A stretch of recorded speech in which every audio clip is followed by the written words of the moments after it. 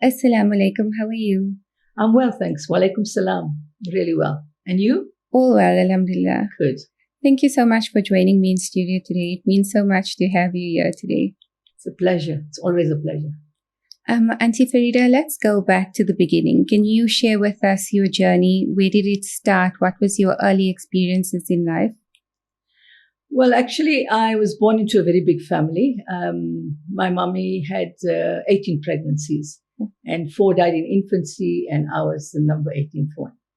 I am actually number 18. So we come from a big family, conservative family, and a very humble family where we could learn integrity and honesty. Then I was schooling at Lodium High, and then I got married after matric. Okay. Just straight after matric, I got married. So by 19, I was married. Then I adopted 2 children. But while I was married, I studied and I got my master's degree. And then I taught at school, Lodium High School for a while, economics and Arabic. And then I went to the university, and I worked at the university for 11 years as a lecturer. I was responsible for Islamic studies and Arabic. We actually burned the midnight oil and did the curriculum and so forth. And now it's actually enjoying the PhD level degree. So it's quite an achievement, alhamdulillah. Yeah. Then later, after 11 years, I went to Parliament as a member of Parliament, and I served the nation for about 15 years. And well, now I'm semi-retired. I'm going to my passion. I'm writing a book, and I teach yoga, and I'm also busy with my husband's business. So yeah, I'm keeping very busy, but I serve a lot on community organizations, which deals with skills development, poverty alleviation. Basically, it's fighting for justice all the time, in terms of all the oppressed people of the world. So I always like to stand up for human rights and those activities. So what inspired you to join Parliament? Well, actually, Parliament, I was elected with 27 organizations, and I was absent on that day. So I was not even there when I was nominated. And I went to Parliament because I think I served a lot of the NGOs in our community. And I think that was the recognition that many organizations might have considered. I don't know. But I went to Parliament and I served on various portfolio committees. I'm very passionate about women and women's rights. So I served on improving the status of women. Then I was on trade and industry and foreign affairs for the first 5 years. Then the next 5 years, I served on the same committees, but I added some more committees with tourism and science and technology. So I served on the committees in the sense that we wrote the legislation, right? The interesting part of being in Parliament was that we actually looked at legislation, which was apartheid legislation. Okay. And we worked with it through with a fine-tooth comb and asked ourselves, how will it affect the poorest of the poorest and the disenfranchised people of the world, of the community in South Africa? And I think that was the main challenge, which gave us so much gratification, that we rewrote the laws of the country for the general benefit of the majority of the people of South Africa. You must remember, when there was apartheid, only 20% of the population gained from 80% of those that were disenfranchised. Yes, yeah. So the black people were disenfranchised and thrown into ghettos. And they were ghettoized into small blocks where it was like Bantustans, And we Indians also were part of that because we were regarded as the blacks. And I think that was the most saddest part when we had to look at the legislation, which was only servicing the whites, 20% of the white communities. And what gave us so much pleasure to rewrite those legislations for the general population, 80% of disenfranchised and impoverished people of our country. Yeah. So that was really our mandate, in terms of the Parliament. It was a very interesting learning experience where I've gained a lot in terms of how to deal with, conflict resolution, how to deal with people, how to decipher between right and wrong, how to service people that are disenfranchised, the poorest of the poor in the communities. Because we in our constituencies serviced the poor people in our country. And that was the main, we were gratified by really servicing our people and serving the nation as a whole, So, yeah. So was it fulfilling serving the nation? Yes, I think that you see, I have an understanding that if you are given a task, you've got to deliver on the mandate that you are given. And to deliver on a mandate is very important for you to make sure that you deliver what you are assigned to do. And that's really my gain. I'm not a quitter. I can struggle in whatever I do, but I will not quit. So I have 3 P's: patience, perseverance, and persistence. And I say resilience is one of the recipes to success.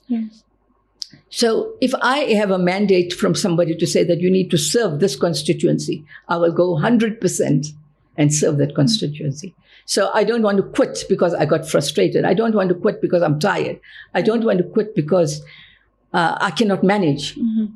But you try to work around those issues and say, yes, this is my mandate, and you go straight onto that goal. And that's where I think is very important for us to realize that. So being a woman of color in those days, a Muslim woman of color in those days, what were some of the challenges that you experienced? Well, as a Muslim woman, I think I had tremendous challenges, I must admit. I came from a very conservative family, and I got married into a cultural and conservative family as well, but a good family. Both sides were good families.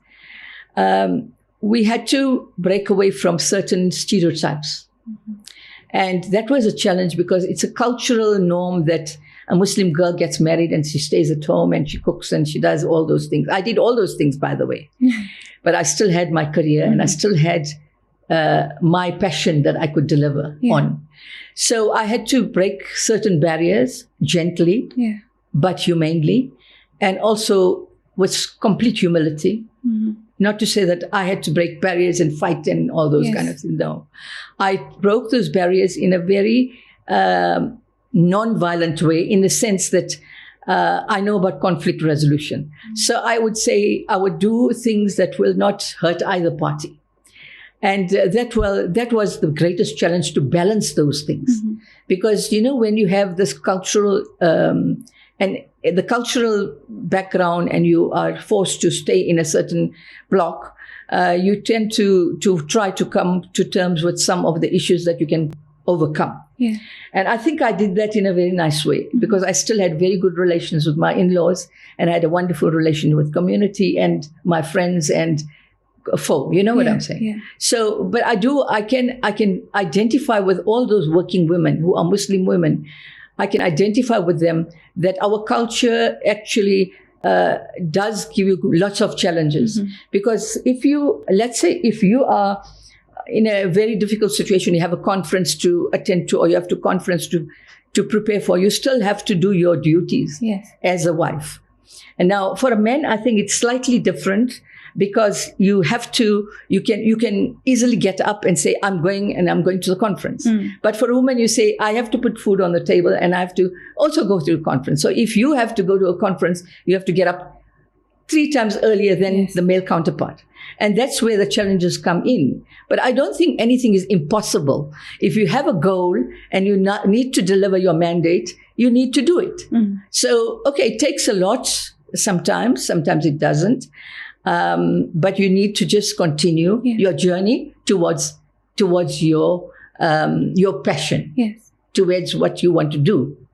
So that's where I think the challenges come in.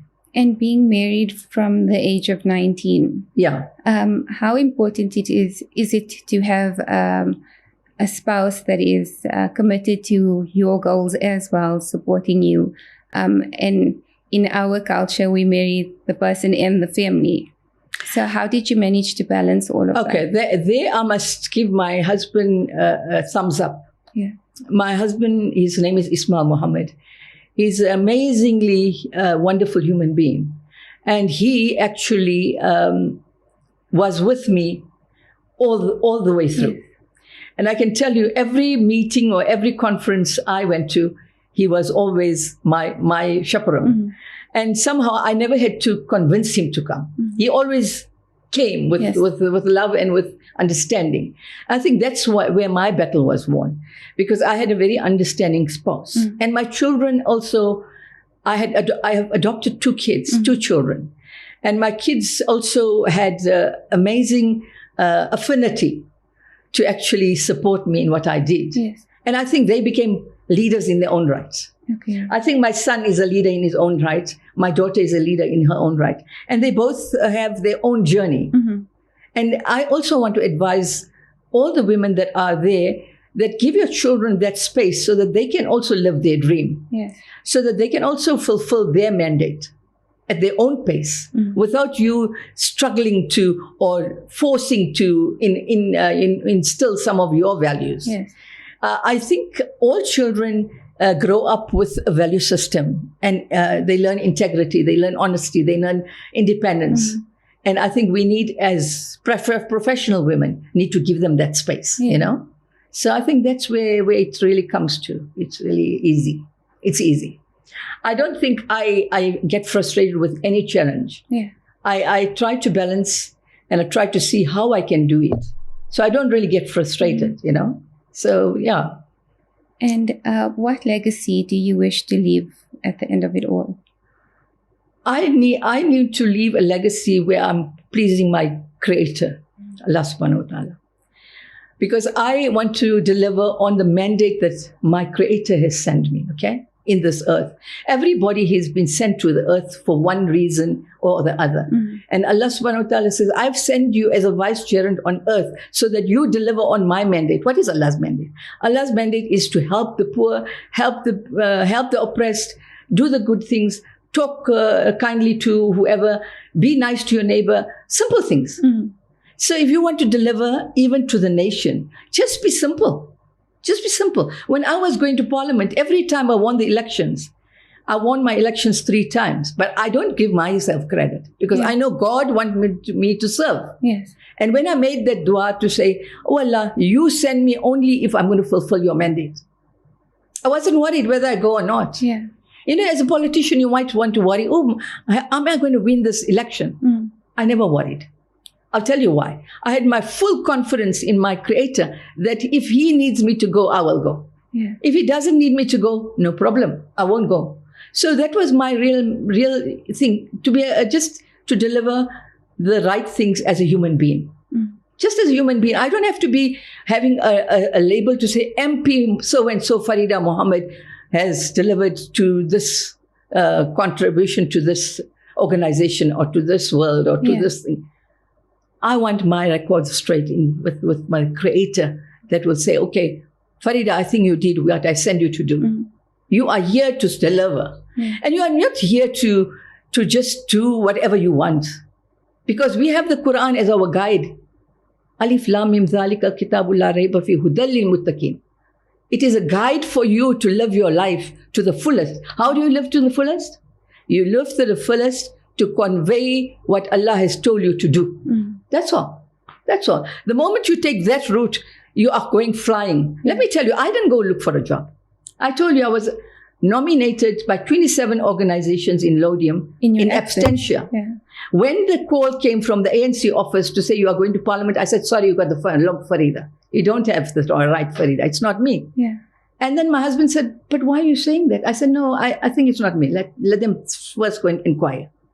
Then when they came back to me in the evening, they said, come and sign. I said, okay, then I made the dua. Oh Allah, only if you want me to serve, let me go. Okay. So I'm saying that we have this, if you have this mandate from your Creator that you want to do something. I know some people might think that I'm an idealist. Mm-hmm. I don't think I am. I'm a pragmatist. Yeah. I think I'm pragmatic in what I deliver and what I do, because simplicity is the name of the game. You don't have to be, somewhere in the kingdom or somewhere and say, okay, I want to do this. You just listen to your Quran and say, I have to do what I have to do, what Allah has told me. And simple. Be good. I tell my children, just be good. G-O-O-D. Just be good. Whatever you're doing, be good. So that will take you places. Yeah. That will take you places because you have integrity, you have honesty, and you have a mandate to deliver. Don't be a quitter. Yeah. Don't be a quitter. That's what I say. Patience, perseverance, persistence, and resilience is my mantra. Yeah. I say deliver to the people and deliver what Allah has told you to do. That's it. And speaking about validation from others, I know something that you focus on is ensuring that you have your inner validation in check. Why is that so important to you? Yeah, that's a very important factor for your own sanity and your own objectives or your goals. Because if you have, what actually made me say that is that when you are having, let's say you have an objective and a goal to go for, then you must have have the moment of silence.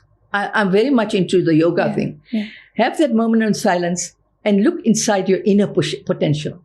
Because Allah says, I've sent you as a vicegerent on earth and I've given you all the tools. So look what is inside you and don't really look at the validation of others. Don't wait for others to validate you. Yeah. Because your validation will come through your Creator, because the Creator says when you do the right thing, you will have people following you without even asking. So why would they follow you? Because you're doing the right thing.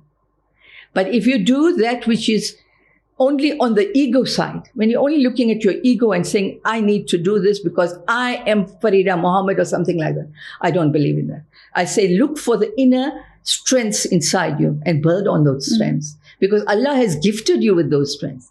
So I'm saying exploit your full potential within yourself so that you can actually give off, whatever you're doing in terms of what people need. And look, I do spend time. When I was doing my YouTube channel, I must tell you, I had questions in my mind. You know what made me do the YouTube channel? Okay, I'll tell you what made me do the YouTube channel. Our youth were going through a lot of problems with depression. Yeah. There was a lot of, I think, media focus on suicidal cases. They didn't know focus. So I talked about happiness. How do you stay happy? I'll just give a few indicators because if you want to know a little bit about happiness is a choice, which I have a channel. I've did 3 recordings already, which you can have a look at. And that actually teaches you the essence of gratitude. Gratitude and consistency. Ability to rise beyond your difficulties. Because everybody has difficulties. Who doesn't have? Those challenges come to you because, another point I want to say is that challenges must become opportunities. Because from challenges, you learn lessons. So every challenge, when you have, you can learn a lesson from that. That lesson will become your consequential opportunity. So that's why one doesn't have to become difficult, frustrated about any issue, And finding that quiet time in the fast-paced world that we live in, how do you do that? To find the quiet time, I do find a lot of quiet time in my prayers. Allah says, when I've asked you to pray, take your time and pray. Take your time and pray and cool off. When you go into sujood, cool off. Because you're going to talk to your Creator. Right? So you find that quiet time in your prayers. You find a quiet time deliberately detaching. Deliberately a deliberate detachment of yourself from others. So find a nice spot in your house. We build such beautiful houses, but we don't build a house where we can find the nice, cool spots. Build that cool spot. Go into that cool spot. Sit down there, reflect on good things. I only talk about positivity when I go into quiet time. Detach from negativity. Detach from those things that are taking you away from the mandate of Allah subhanahu wa ta'ala. Allah subhanahu wa ta'ala said, be in a state of gratitude in difficulty and in ease. Alam nashra laka sadraka wa wadana anka wizraka allazi ankada zahraka wa rafana laka zikraka. Allah says, with every difficulty comes ease. So when you've got a difficult time, go into your nice little spot where you're going to be connecting to your Creator and sit down and then reflect within yourself. Where have I gone wrong today? Was I angry for nothing? Was I screaming? What was I screaming about? And you have those two angels that are recording you all the time, right? I teach yoga. Now, my yoga student said, Auntie Farida, you told me something about the two angels. It's really got my mind. Because when we're talking, we gossiping, you say, oh my God, don't tell this one. But what about the two angels that are recording your gossip? Huh? I'm not saying I'm an angel. Yeah. We all make mistakes. We all make mistakes, but we all can grow. And being anybody that's like a member of parliament or a lecturer or something, when you go 6 feet underground, there's nothing that you're going to take with. Yeah. No, not your certificates, not your doings, nothing. But you'll take your good deeds with. So what is my message to the people? Do that which is good. Detach from the wrong. Detach from that which is evil. Detach from the difficulties of the black box, the TV, which teaches our children the wrong things. Detach from those things. I'm not saying you mustn't watch it all. I'm not saying you mustn't. Be moderate. Yeah. Do whatever you need to do, but do it in a balanced way, which I think is a good recipe for a way forward, Yeah. That's, I think, it is. And what's your greatest regret and something that you've learned from it? To tell you the honest truth, I don't really have much regrets because I feel I've achieved a tremendous amount of peace and contentment in my life. I do feel I can do better. I don't regret my life. I don't. Alhamdulillah. Because I'm an optimist. I don't look at the bad side of anything. Yeah. So I don't look at what I didn't do. I look at what I can do. And I also believe that I can change. I can become a better person. Yeah. Even what I'm saying, I'm not saying I'm sin-proof and I'm an angel walking this earth. No. We all make mistakes. Yeah. I could have made a mistake this morning. But the fact that you go onto your musalla and you say, I'm sorry. And whoever you've hurt and you say, I'm sorry. There's nothing wrong to say, I'm sorry. That's where your happiness will come. Yeah. Because your humility will enhance your potential to grow. Yeah. Only your humility can take you forward.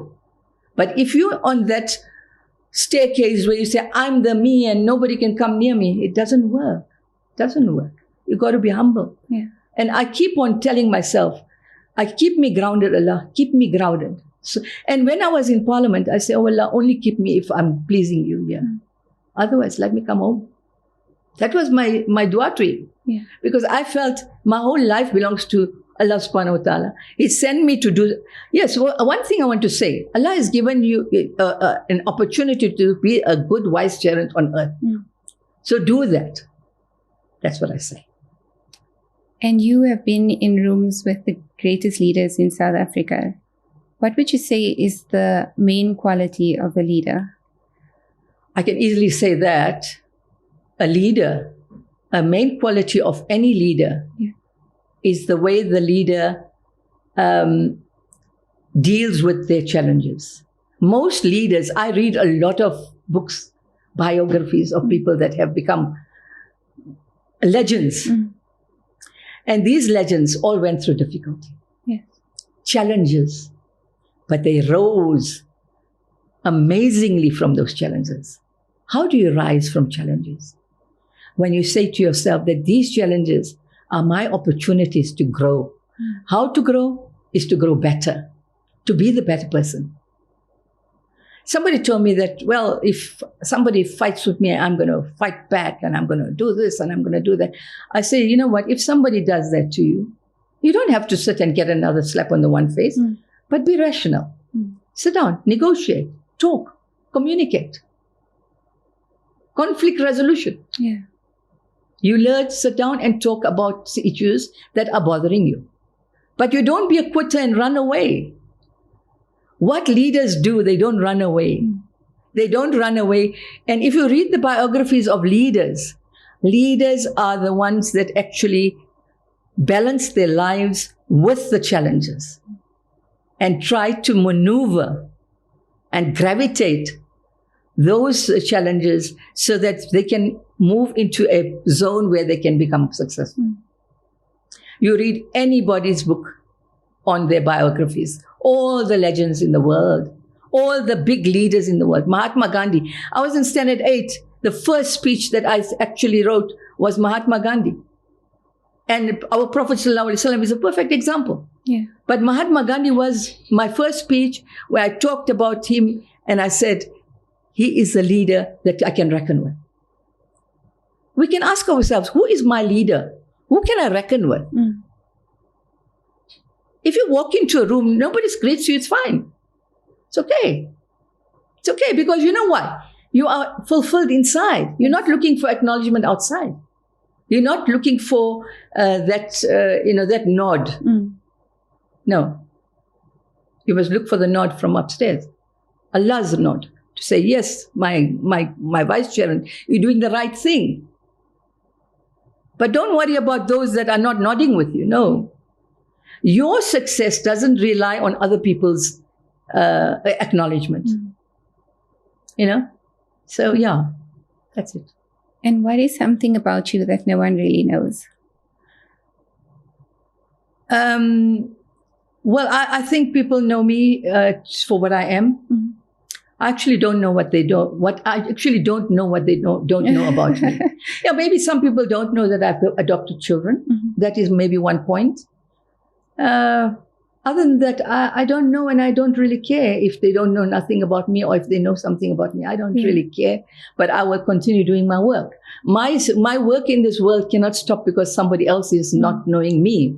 Do you understand? Yes. Because if I know somebody is hungry on the street, I will go and help that person. If I know that somebody needs my help and my voice to say that Palestinians there must be no genocide in Palestine, I will go there.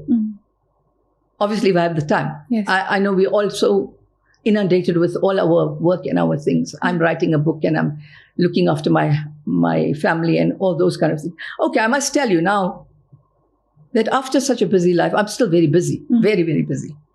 I do feel that my family is my priority. Because with every career, who are you going to come back to? Come back to your family. Because your family is the one that kept you floating. They kept you afloat by their support. Yeah, another point maybe I can tell you is that if you don't have support from your family, don't despair. Yeah. Look within yourself. How can I maneuver this without making them victims? How do I do it? You have to do that. Yeah. You have to do that. Try to get that understanding within yourself. That the question that I would ask myself is, why am I here on this world? Why am I here? Then I'll get A, B, C, D, E, F, G. If you can answer those questions, then you're on the road. But if you can't, then you're in trouble. Because then you don't know why you're here. Yes. Am I right? Definitely. Yeah. So to close off today, what would you end today's conversation with in terms of what you've experienced? How would you give us some words of wisdom to leave? Again, I'll come to the point where I'll say that there's no fame thing in this world. You can actually just do your job. Do your work and your mandate, simplicity, humility, and patience, perseverance, and persistence, and resilience is my buzzword. I say to you, or the audience, that if you have one goal or couple of goals, try to narrow those goals. Go after those goals, but go in a way where you are fulfilling the mandate of the higher order. The higher order is your higher spirituality. And that's where you can continue building on your career path in success because you're on the right road. You're not worried about acknowledgements from anybody. Okay? So you're worried about your mandate on this world. Once you fulfill that mandate, take a pen and paper and write it down. Write down what your goal is. Ask yourself, is this goal matching with what I'm mandated to be here as a vice chairman on earth? If you get that tick, then you're on the right road. Also, my closing remark will be, don't be a quitter. Don't be a quitter, because try to use communication skills, try to use your HR skills, try to use all your skills that Allah has given you, and try to be just, if you want to, read Surah Hujurat. So read Surah Hujurat, and then that will give you etiquette, how to behave in society, in community, in your home, in your family, how to eat, how to talk. So those are the things. I'm saying that I have a lot to learn. Yeah. I have a lot to learn still. You never stop learning. I can learn from you. I can learn from everybody that is there. So I'm still learning. And I'm not infallible. Nobody's infallible. Nobody's completely infallible. Do you understand? Yeah. So I'm saying you just have to be on the guard so that you are balancing your life. Balancing your life with the mandate of Allah subhanahu wa ta'ala. That must be your first goal. Yeah. And I want to thank Allah subhanahu wa ta'ala for this interview, where I hope people can gain out of it. And I hope we can get some positive mileage out of it, which will help people achieve their own goals and their own objectives, Yes, yeah. Sure. But we must thank Allah subhanahu wa ta'ala for all the bounties they've given us. Subhana rabbika rabbil izzati amma yasifun wa salamun al mursalin walhamdulillahi rabbil alameen. Thank you so much for joining me today. It was a real pleasure having you here. And I hope to chat to you again soon. Yes, it's a pleasure being here. And I hope people can really come together and do the right thing. Thank you so much. Assalamu alaikum. Wa alaikum salam.